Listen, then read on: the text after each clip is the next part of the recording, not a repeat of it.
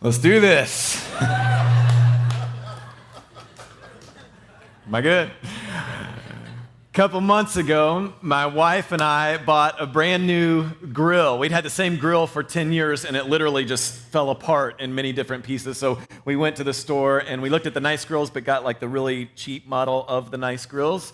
We brought it home, love to grill out. It's been working awesome. It's great. We had the thing where, we ran out of gas. We get the new gas tank, had that ready for the next time we were going to grill, which was 2 weeks ago. 2 weeks ago, we were going to grill out. My wife laid out some chicken, marinated it all morning, and we had been running late, and we had some other activities to get to later in the evening, so we had kind of a tight window where we could cook and eat dinner. So as soon as we get home, I turn on the grill to start grilling, but there's a problem. It's with this new gas tank, and something's not working because it's on, but the flames are like this big. It's going to take 10 years to grill this chicken for my family of 6 to eat. So I start fiddling with it, and everything looks fine to me. I don't know. And the connection to the gas tank is looking okay. I'm kind of fiddling with it, but then I notice this tag that says, if you're not getting the desired flames, do not take the grill back, do not return the tank, instead call this customer service number. I thought, oh, unbelievable. I got the crappy, cheap grill, and they know it doesn't work. So they say, don't even take it back, just call us first. They have a whole system in place when they don't work. So I call the number, hoping they can tell me, yeah, just like twist this thing and it'll work great. And a guy answers, I explain my problem. He says, oh, sir, actually, I'm not in customer service. I'm in a different department. Our customer service department is so backed up, you got transferred to me. But if you give me your name and phone number, they'll call you back in 24 to 48 hours. I said, I don't want you to call me back in 24 to 48 hours. I've got some chicken to grill right now. I need help right now. Don't call me in 48 hours. That's not going to help me. I don't have time to go back to the store for them to help me. I need you to help me right now. I didn't really say that, but I wanted to. And so I just said, yes, sir, and gave him my name and phone number, hung up, fiddled with it some more, couldn't fix it, so we had cold cuts for dinner that night. A couple days later, they still hadn't called me back, so I returned the gas tank. The guy said, oh, yeah, every now and then there's a faulty gas tank. Take this one back. It'll work perfectly. Sure enough, next time we grilled, it worked perfectly. 4 days later, by the way, they did call me back from customer service, said, don't need your help now. Bye. I hung up on them. Not really, but I wanted to. But isn't that a really frustrating thing in life when you need help now and somebody only wants to help you later?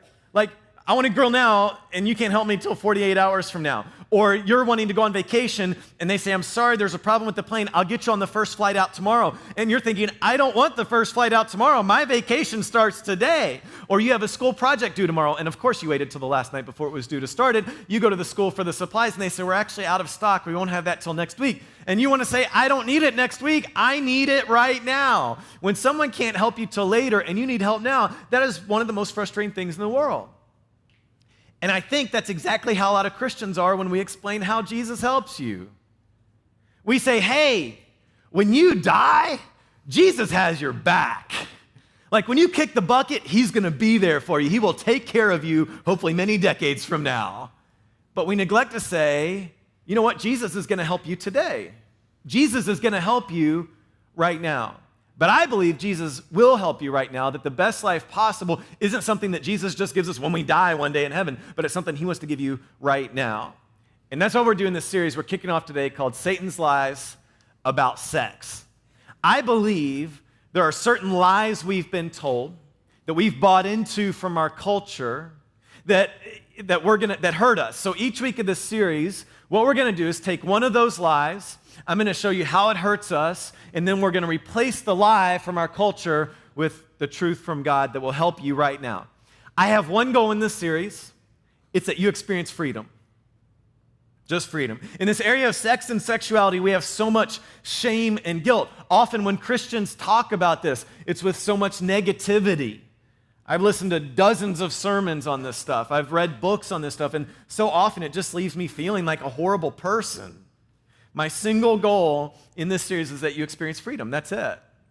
And I know this sounds backwards to some of you, but I believe to my core that God teaches us how to have freedom in the area of sex.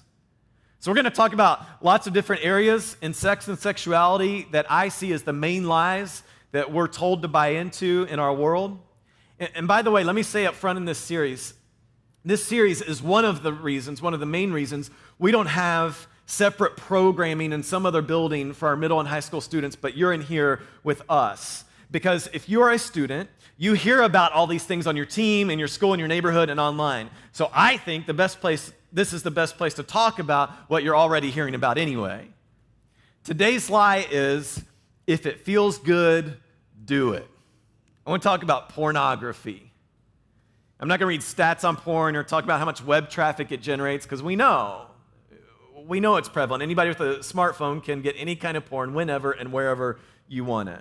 What I want to do to start off is explain the destructive nature of pornography. I want to talk about how porn harms your brain, how it hurts relationships, and how ultimately it even hurts society. First, let's talk about your brain. In case you don't really know the brain, if you're not a neurosurgeon, I want to give you a crash course on how your brain works. In your brain, there is a reward pathway. The way it rewards you is by releasing chemicals in your brain, mostly dopamine, but others also like oxytocin. Now, normally, these chemicals that are released help us feel pleasure and bring us back to the things that make us happy. The problem is your reward pathway can be hijacked. The reason cocaine and opioids make users feel high is they trigger that reward pathway. They release high amounts of dopamine without making the user do any of the work to achieve it. Want to know what else does that? Porn. Porn is like a drug. When you view it, it releases dopamine in your brain. Now, your brain has chemical receptors that receive this dopamine. But what happens over time is if you're continually releasing dopamine, your brain, so as not to get overloaded with dopamine, will get rid of some of these chemical receptors. The result, as you can figure out, is you need more and more dopamine in order to get the same effect, in order to get the same high.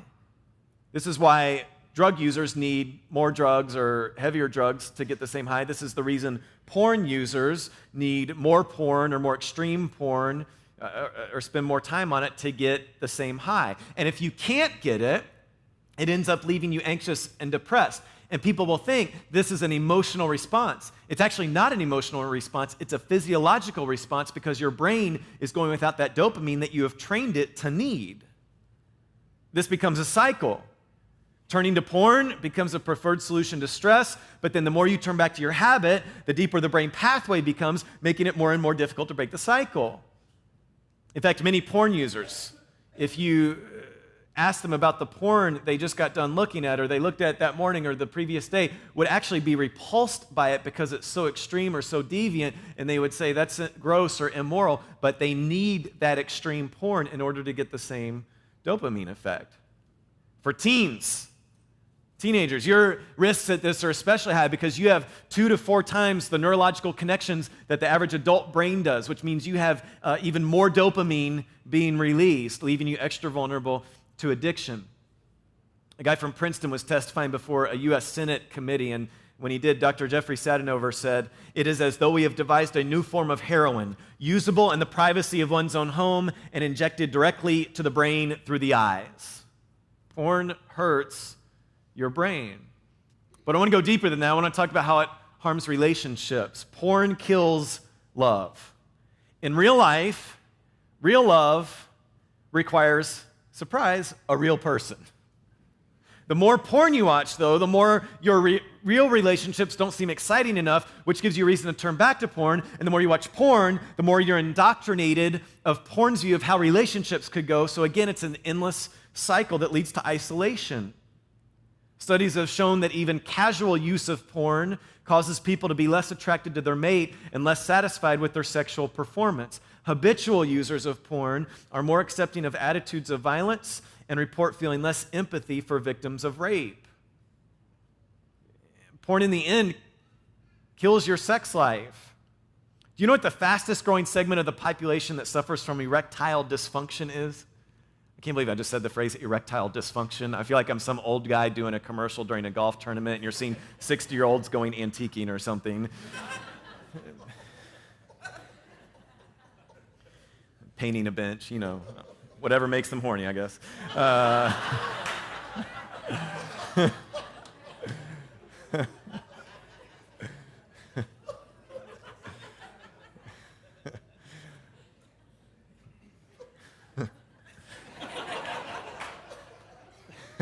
I just said erectile dysfunction.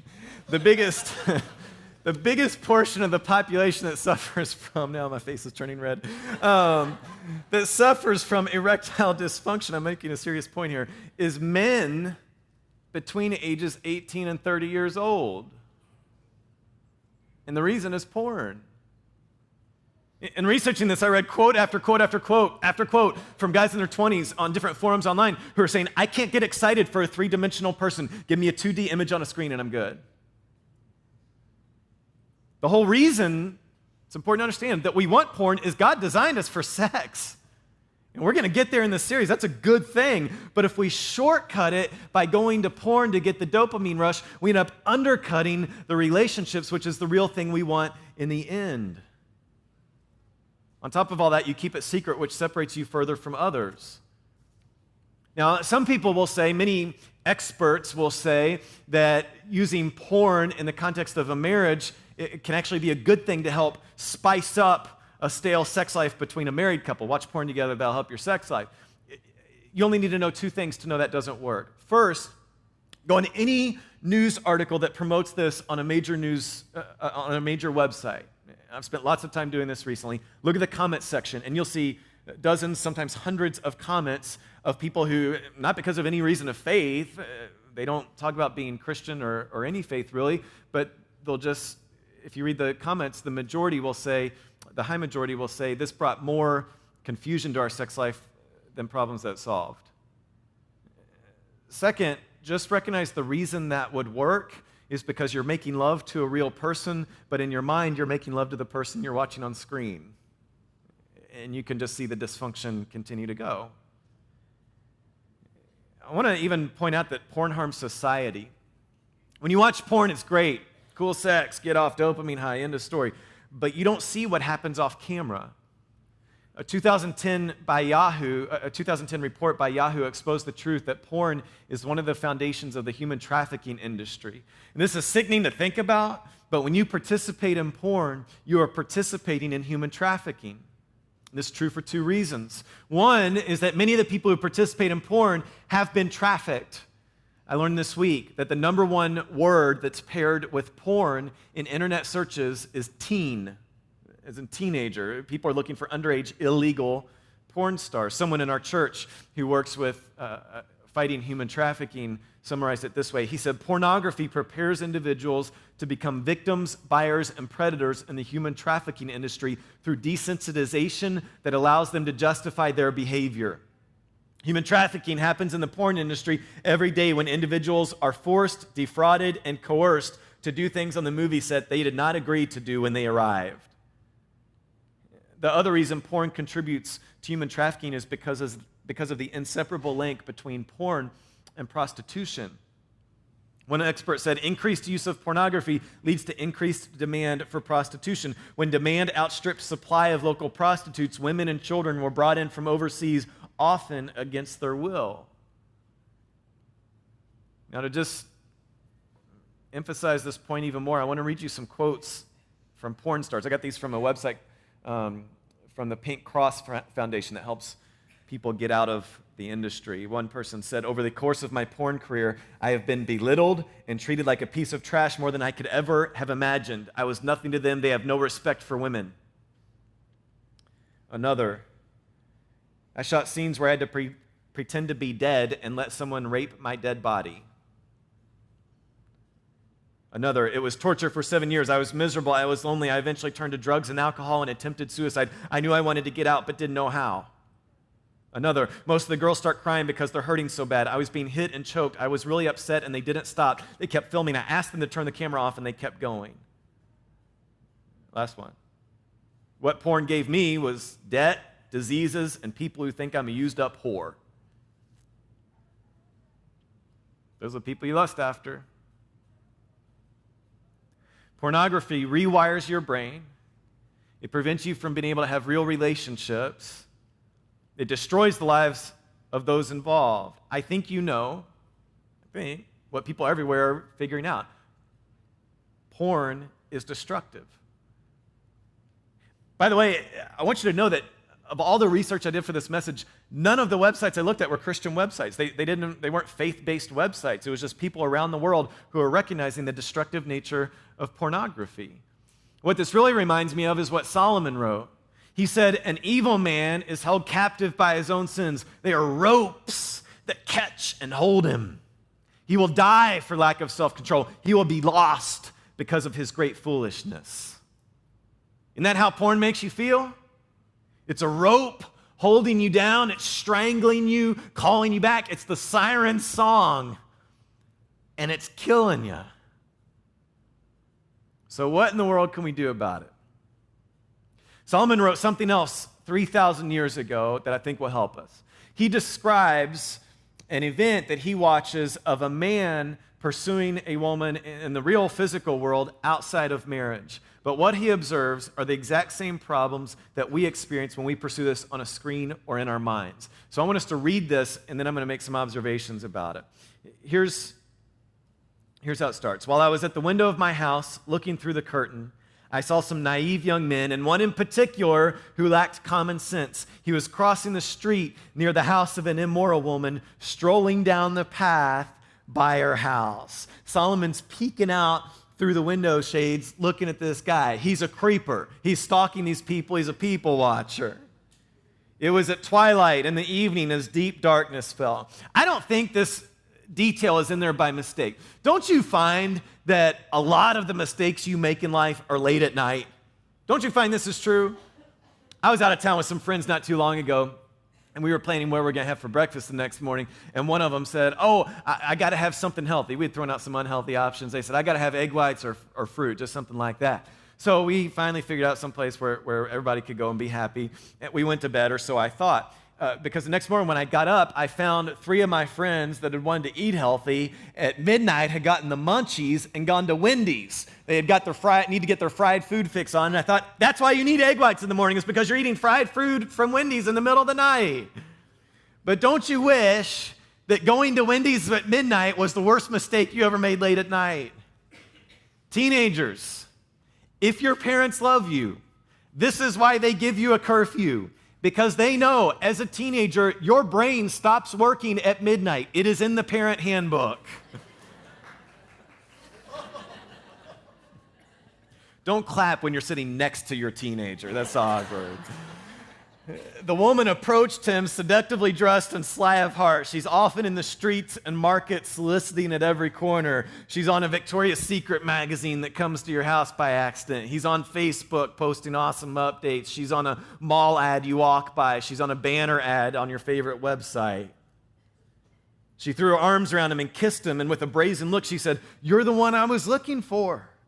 I came out to find you, and here you are." She makes him feel wanted. That's something people look for in porn. The porn on the screen is seducing me. She wants me. So she seduced him with her pretty speech and enticed him with her flattery. He followed her at once like an ox going to the slaughter. He doesn't even know what trouble he's in for. So listen to me, my son, Solomon summing up. Pay attention to my words. Don't let your heart stray away toward her. Don't wander down her path, for she has been the ruin of many. Many men have been her victims. Her house is the road to the grave. Her bedroom is the den of death. So I want to make some practical applications of here's how Solomon says you can get out of a life given to porn. I'd encourage you to write these down on your program. Here's the first thing. Recognize the truth that porn is destructive. Solomon says, this is the den of death. See, even if you think Jesus is a myth and never existed, I believe what Solomon is teaching us here will set you free from the ropes that are strangling you. Even if you think Jesus is a myth, porn is not the life you want. It feels good. It's a release. You're right. But it's a shortcut to pleasure that's undercutting your relationships. I want to read you a pretty explicit quote from John Mayer. I actually had to edit it a little bit. You've read it. Pornography. It's a new synaptic pathway. You wake up in the morning, open a thumbnail page, and it leads to a Pandora's box of visuals. There have been days where I saw 300 women before I got out of bed. The interviewer asked, would you rather have porn than a real relationship? He says, internet pornography has absolutely changed my generation's expectations. How could you be constantly synthesizing an orgasm based on dozens of shots? 20 seconds ago, you thought that photo was the hottest thing you ever saw, but you throw it back and continue your hunt and continue to make yourself late for work. How does that not affect the psychology of having a relationship with somebody? It's got to. See, here's somebody who's not a person of faith who doesn't want to get out of porn. He loves it. And he's saying, of course it affects all my relationships. Recognize the truth that porn is destructive. Second thing, be real. Be real. This is why we learn from the Bible, because it's real. I've seen this guy. I've been this guy. When I meet with Christian men, I'll almost always ask two questions. I'll say, tell me the last time you saw a naked woman who wasn't your wife, and tell me the last time you masturbated. Because I've realized that Christian men in particular are really good at crafting their words, so they're not really technically lying about being impure, but they're not being clear about it either. So I just put it out there. Tell me the last time you saw a naked woman, tell me the last time you masturbated. Somebody in here is right now is like, cancel a lunch appointment with Carl this week.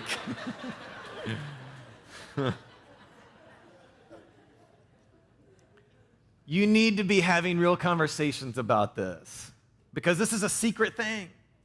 And rarely do conversations, at least in my life, go like this. Hey, what's new with you? Well, I got caught up looking at porn this morning. I was an hour late from work, and porn's completely destroying my life. What's new with you? That's not how it goes. Addictions and evil grow in the dark. This is a private thing. It's a secret thing. So we need to bring it out into the open, into the light, because that's where it'll die.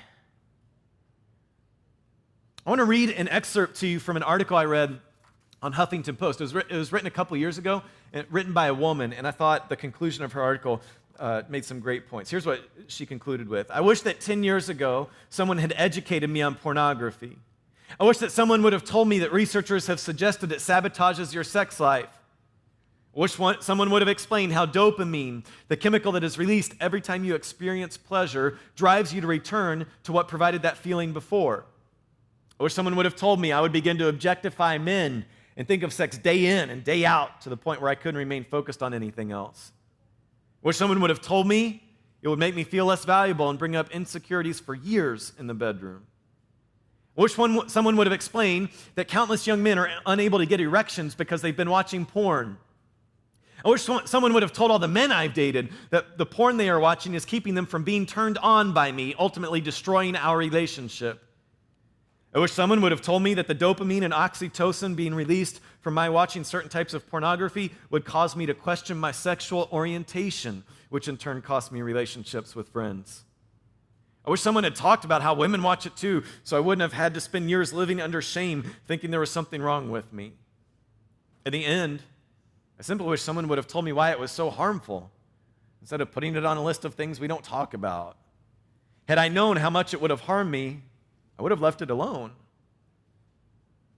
If you're a woman who has watched pornography or is watching pornography, studies are now showing that we make up more than 1/3 of porn viewers. I would personally like to give you permission to speak openly about it. I guarantee you that you have friends who watch it and are desperate to talk. And here's how she finished it up on the HuffPost. Even in your church, especially in your church. We've got to be real, folks. If we're not real, why are we here? Third thing, cut it off. Solomon says, don't even stroll by her house.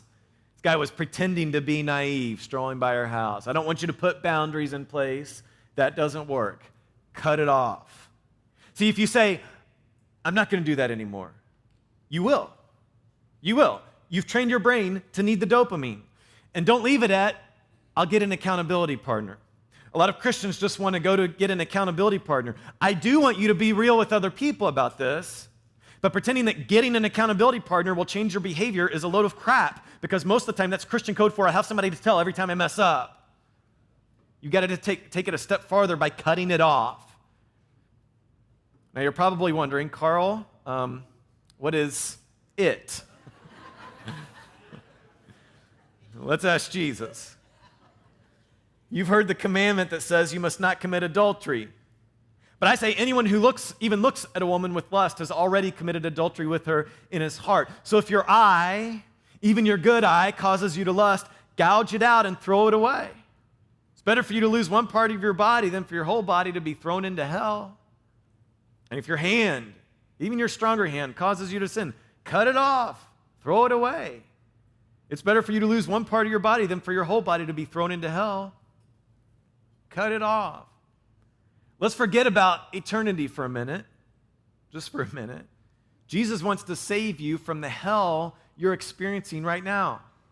What is that hell? It's loneliness.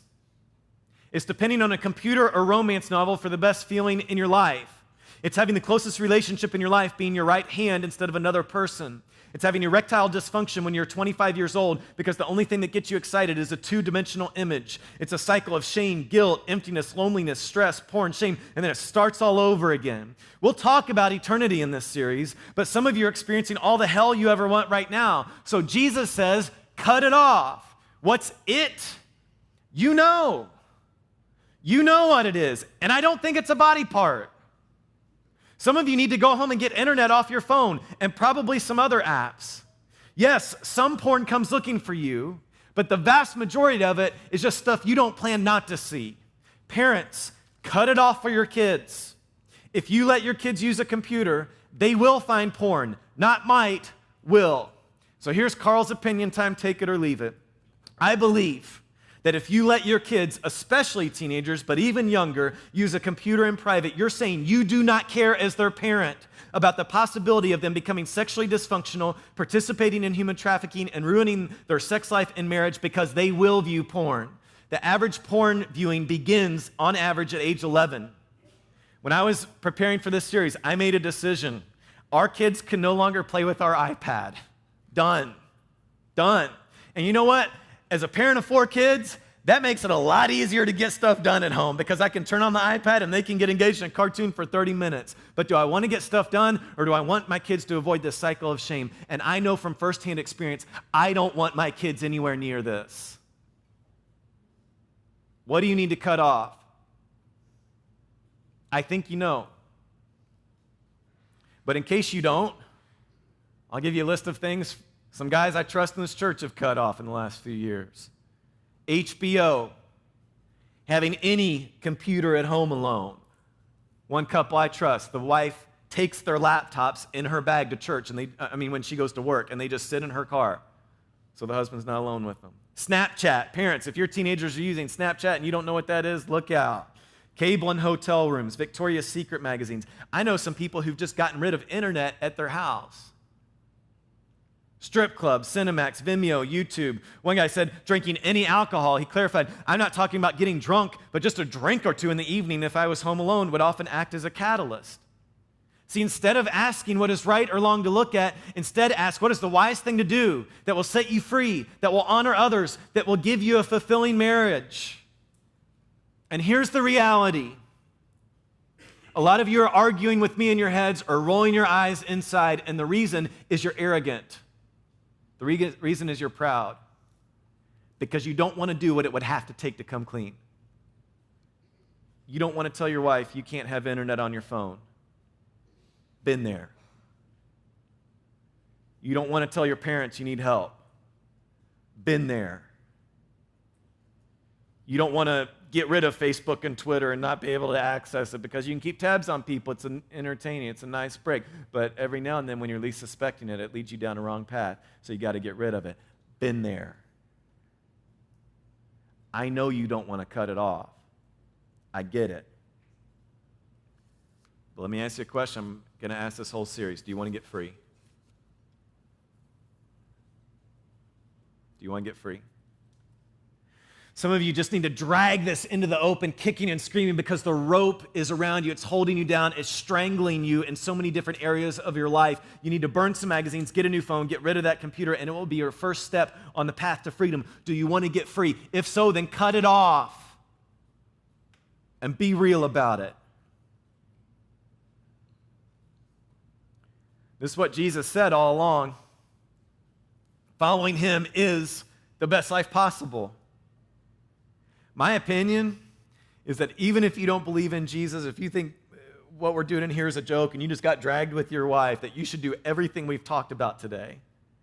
But this is another reason I believe in Jesus, because when I do what he says, I experience freedom. And not just freedom like one day or in some like spiritual sense on the inside, but real freedom every single day right now. The reality is the main reason I believe in Jesus is because he died for me to set me free. I'm experiencing it right now, and I'll experience it forever in heaven. And he proved he could be trusted by coming back to life. We're going to celebrate communion right now. Our band's going to come back up here. A tray's going to be passed down your row. It'll have stacks of cups on it. We want you to take a stack. It'll have a cracker representing Jesus' body and some juice representing Jesus' blood. And you can eat and drink that anytime as our band plays. One of my friends said, you shouldn't take communion if you've got sin on the calendar. What we celebrate in communion is Jesus setting us free from sin. So let me encourage you that if you have no intention of being real about this, if you have no intention of dragging this into the light, if you have no intention of cutting it off, if you want to keep open the option of going back to the addiction and the dopamine rush, then let the tray go on by. Do not salute Jesus as he's going by if you're going to abandon him in the battle.